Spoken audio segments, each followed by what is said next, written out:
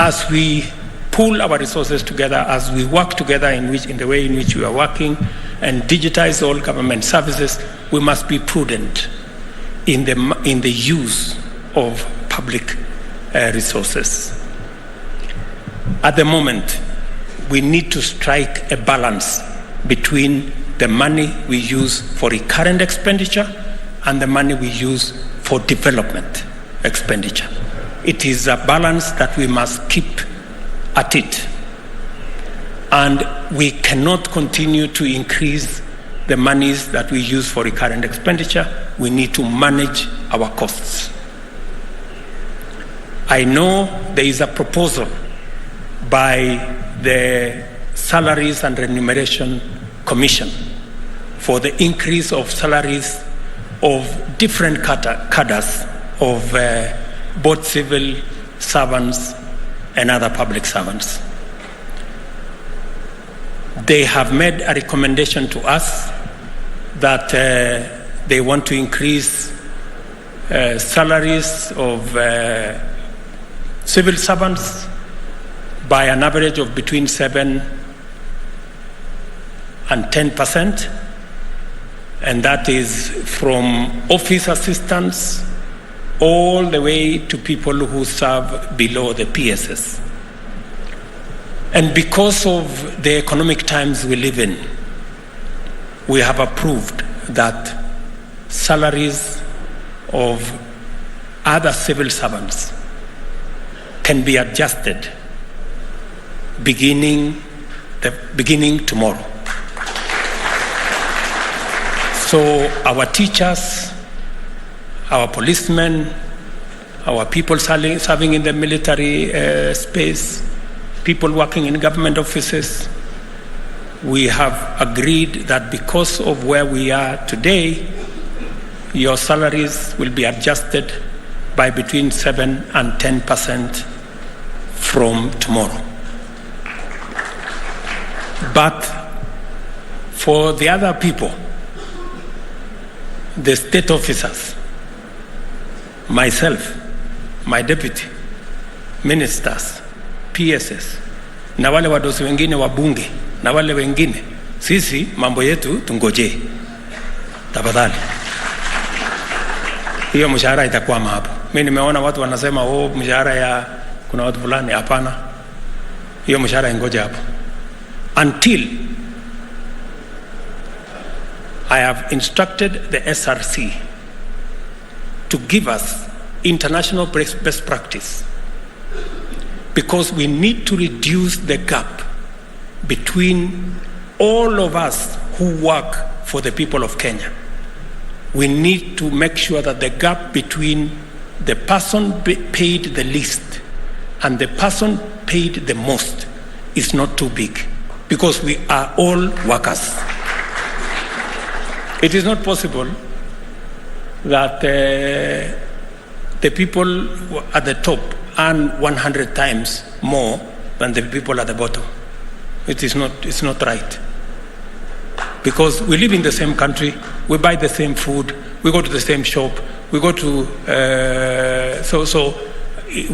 I have told SRC there is an internationally accepted, it's called compression formula.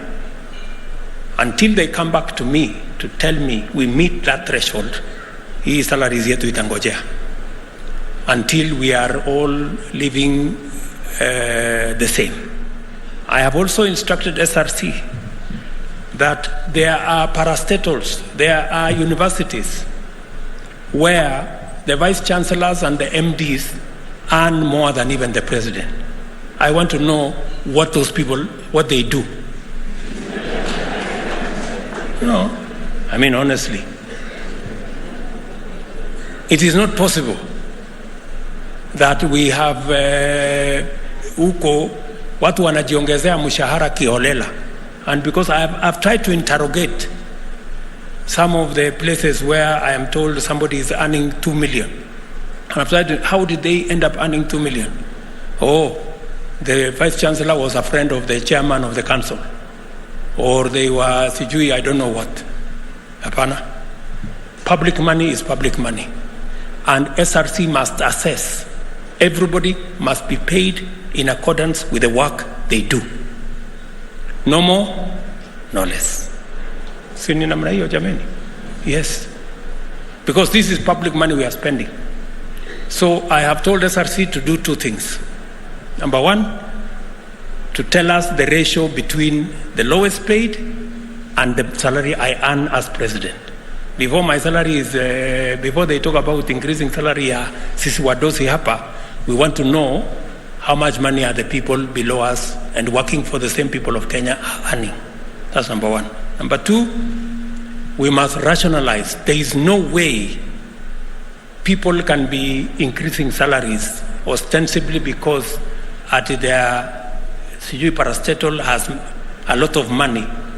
So that a lot of money is used kuongeza mishahara ya watu kiholela. That one is not happening because those parastatals are government agencies and the money they have is public resources.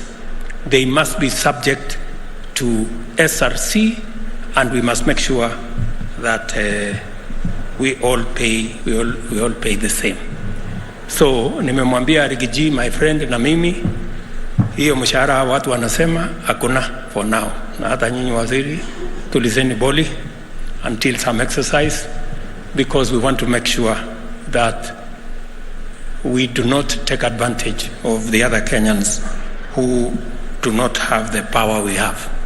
It has to be rational, it has to be well thought out, and I have told SRC to do exactly that.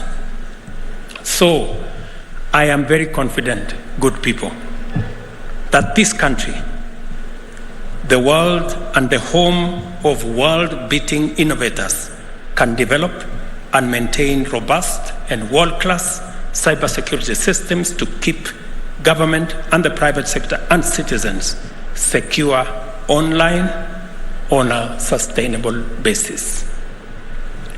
I want to thank everybody who has made the digitization of government a success the way it is, and that we are going to work collaboratively together until we make sure that every citizen has access to government services without hindrance in an efficient, effective way, and government is held to account, and we can account for all the resources we collect from the people of Kenya. I want to thank you very much, my very best wishes, and God bless you.